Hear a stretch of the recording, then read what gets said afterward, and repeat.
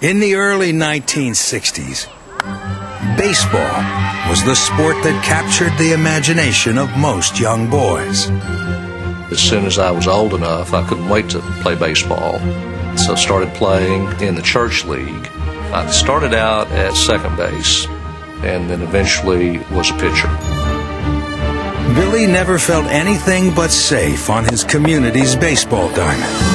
But one afternoon, in the spring of 1962, he learned that danger could strike at any moment. It was April 30th. Had been to school that day and had practiced that afternoon. It was very early in the season. It was kind of light clouds that day and then got darker. So the coaches thought it was not safe, and so they called us in. Heeding his coach's warning, Billy was the first kid off the field and headed to the drinking fountain to quench his thirst. I was leaning over, drinking out of the fountain, which was under a big oak tree that came up and split into two big trunks. Then lightning hit the tree, and of course was attracted by the water fountain. Hit me in the top of the head, right side of the head, came down my face and neck and chest and into the water fountain. I could have very easily died. In fact, would have had the coaches not known CPR. The lightning punctured my right eardrum and gave me electrical cataracts. It basically fried the lens in my eyes. That he survived at all was a miracle. But now, Billy was faced with a grim reality, a lifetime of darkness.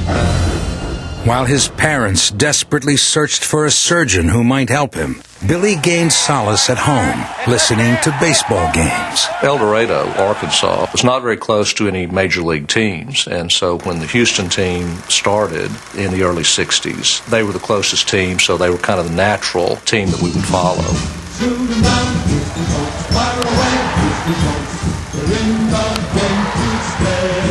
The Houston Club was an expansion team that went into the National League with the New York Mets.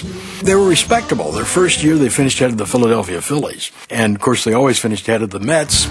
But despite being only a notch above awful, the Colt 45s did have at least one diamond in the rough. Bob Aspromonte. Bob Aspromonte was my favorite player. He was kind of the star of the team. Bob was a ball player. He had no ego. Great third baseman. Set 2 National League records his first year. But defense, more than slugging, was Aspromonte's specialty, as demonstrated by his 57 consecutive errorless games in 1962. Aspromonte was really an all-star candidate as a third baseman. He was among the best in the league at that time. He got big hits, clutch hits. That's what he was known for. He was a guy that would win ball games. Also, one of the players that went out of his way to communicate with people. When people talked to him, he listened, and he looked at them, and he talked back. So little kids looked up to Aspromonte because there was nothing not to like.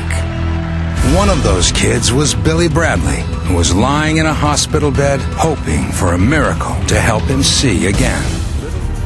Billy's parents' desperate search for an expert surgeon finally struck gold in Houston specialist Dr. Louis Gerard. Excellent. He was their last hope. 9-year-old Billy traveled to Texas in the desperate prayer that his vision could be restored. Dr. Gerard would have to perform a series of 3 surgeries to remove the damaged tissue and hope that a transplant might take. While Billy lay in his hospital bed, the very help he needed was already on its way. His baseball hero, Bob Aspromonte. Bobby got a call from the public relations department of the Colt 45s that there was a young man in Houston who was undergoing surgery after he'd been struck by lightning. Bobby was his favorite player. Would he sign an autograph for him? And Aspromonte, who had a great heart, decided to visit him personally instead. Yeah, he's quite the little trooper. Yeah. Hey, Billy, there's someone here to see you. At that time he was in the hospital, I was his favorite player. So I went to the hospital, spent some time with him. Billy, it's Mr. Aspromonte. Really? Hey, Billy. How you doing, buddy? Hey, I'm good. I brought you a hat and glove for you. I'll put it right here on the table. Thanks. Talk to him about all the things that you want to hear. You want to be a big leaguer one day? Yeah. How you got to fight through this. There's a lot of peaks and valleys in life, and you're going to be getting out of this. You're going to be out here real soon. You just keep plugging along, okay, Buggy? I know. If I was going through that, there'd be a very little smile on my face, but not for him. He was totally thrilled. It was probably the last thing he expected. Yeah, it was a great moment to have him come. But Billy had a surprise too. A special request for his hero. Well, Billy, you have to get going. Wait, Bobby. Would you hit me a home run? I said, Billy, what'd you say, Billy? He said, would you hit me a home run? I said, Billy, I'm not a home run hitter, but I will give you my best effort. Aspromonte knew Billy's innocent request would be tough to fulfill. Bob was a far cry from a home run hitter, but he didn't want to disappoint his faithful young fan. He never had a big home run year.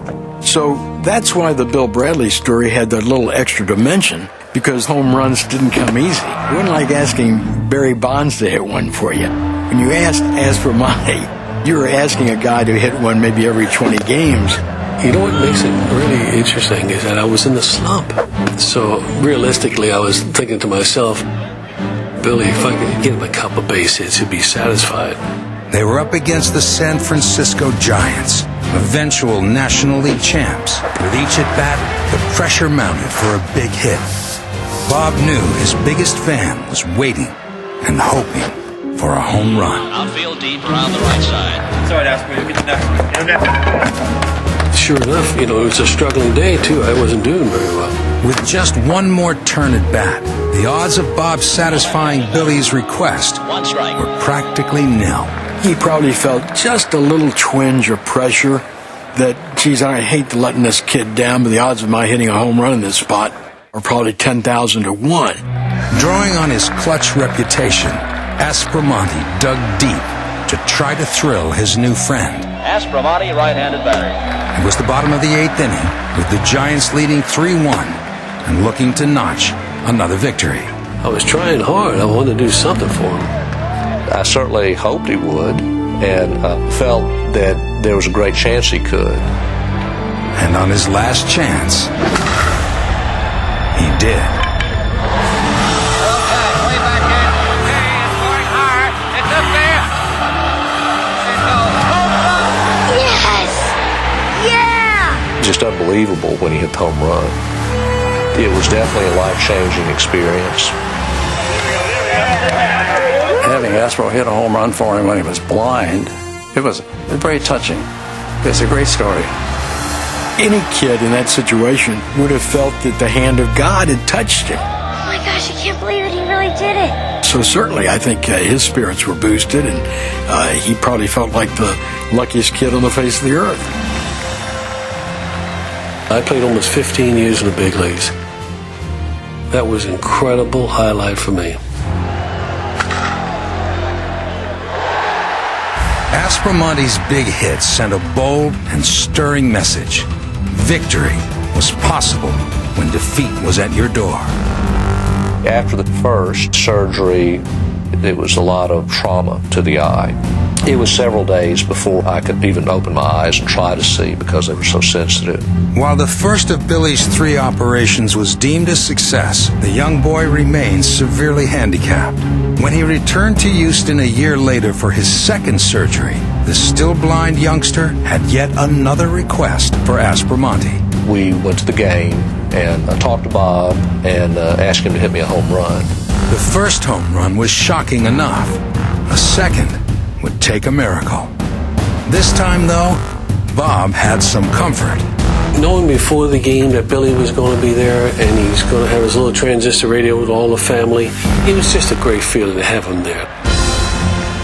Then the last of the 10th inning, Billy. they're all yelling, okay, Bobby, this is the time, you're going to do it, you're going to do it. 10th inning of 2-2 game, bases loaded. And sure enough, Aspromonte hits one out to win the game 6-2. Walk-off grand slam home run. Bobby really was proud of it and deserved to be.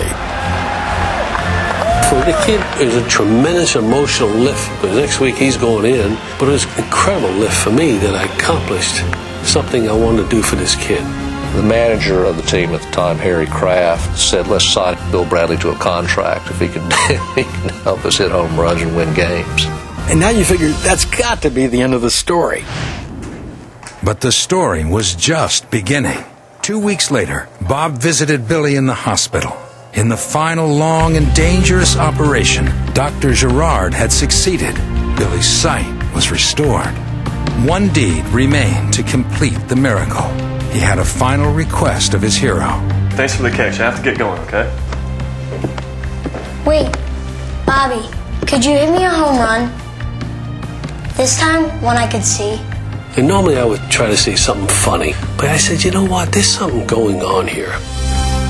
Billy, I think I will hit you another home run because divine intervention has taken over. This is not Bob Aspromonte hitting this home runs for you. I'm getting a lot of help hitting this home run. The expansion New York Mets would be that day's opponent. And this time, Billy Bradley would watch his hero clearly from the front row. I don't get very emotional in a game, but for the two of the principals in that, it just must have been right down in the old gut. I mean, it's unbelievable. Bobby was caught up in the idea of performing this heroic, but beyond that, they had become friends. It wasn't just he was the little boy's hero. He really liked him. Bases loaded here off Tracy Stollard with 2 men out. Runnels at third, Staub at second, Wynn on first. Aspro behind here on Stollard, 1 strike. It was the first inning against Tracy Stollard against the New York Mets. Boom. Stollard using that full wind on. And Aspro hits one to deep left field. Way back in the corner. Home run!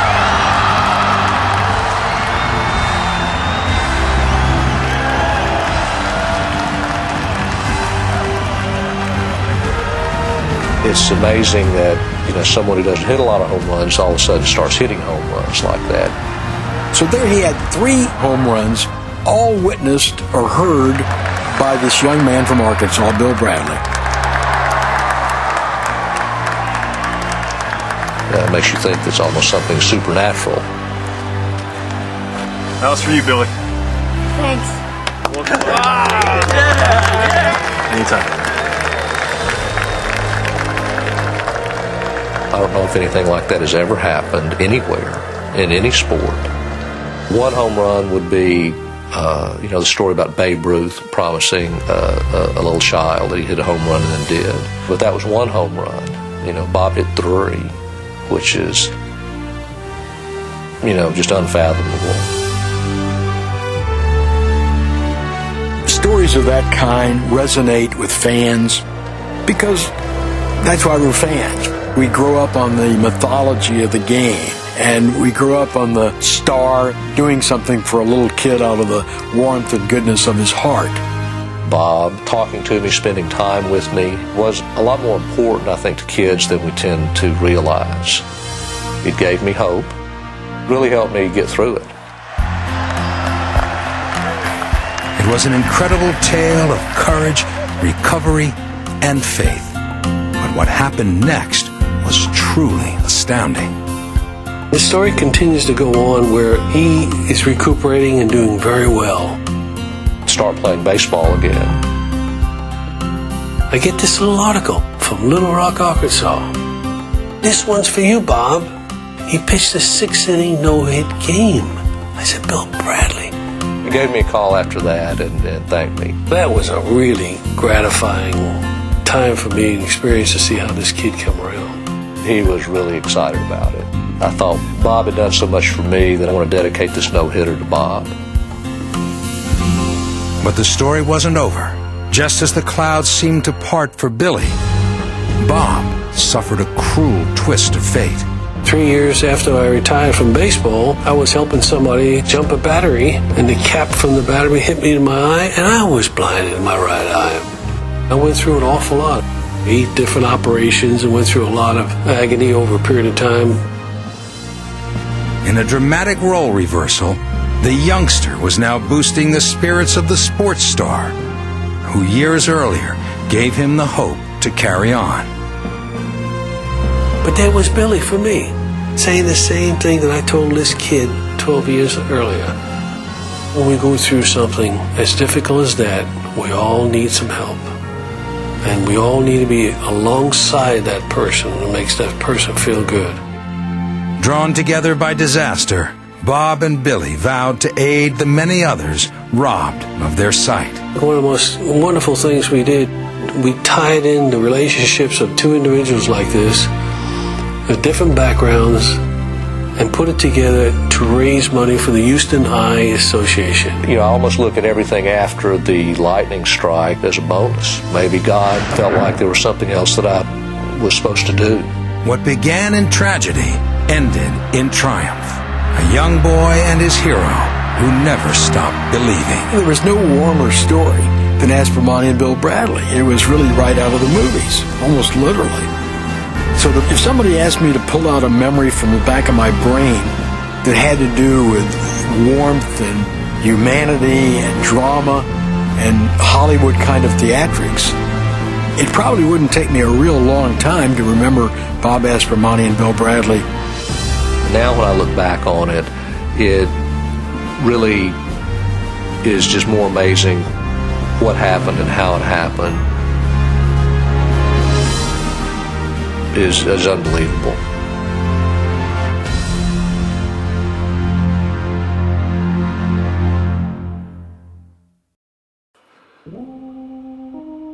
Hello, fellow collectors. Frank here, back with another TTM show. What do you think of that? 16 plus minutes later, I'm getting into my TTM here. Which stands for Through the Mail Autograph Successes. What an amazing story. 3 homers for Billy, Bob, Aspromonte. This TTM returns from North Houston, Texas. 2 card sent, 2 card signed. 7 quick days, no fee. Here's one of the cards here on the 1968. Tops, blue ink, looking sharp. Bob Aspromonte, what a class act. Former Astros teammate, manager Larry Dirkner said, "In all my years, I have never known a player with more class than Bob Aspromonte." This is Robert Thomas Aspromonte. He was born June 19th, 1938 in Brooklyn, New York. He played as a third baseman. Most of his career played a little left field, shortstop, right-handed hitter. Debuted in the majors at just 18 years old with the Brooklyn Dodgers in 1956. He attended high school at Lafayette High School in Brooklyn, New York, the same school which produced Sandy Koufax.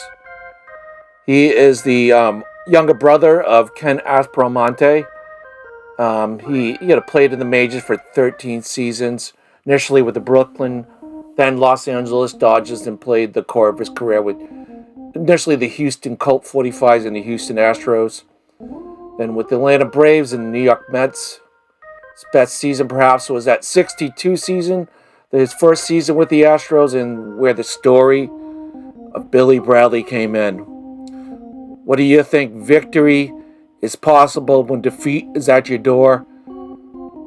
We all need some help sometime, and 2 of them help each other out, Billy Bradley and Bobby Aspromonte. Aspro. What do you think? Something supernatural there was happening. Pretty amazing return. Thank you for joining me for another TTM show. I'll talk to you really soon. Take care. God bless. Peace.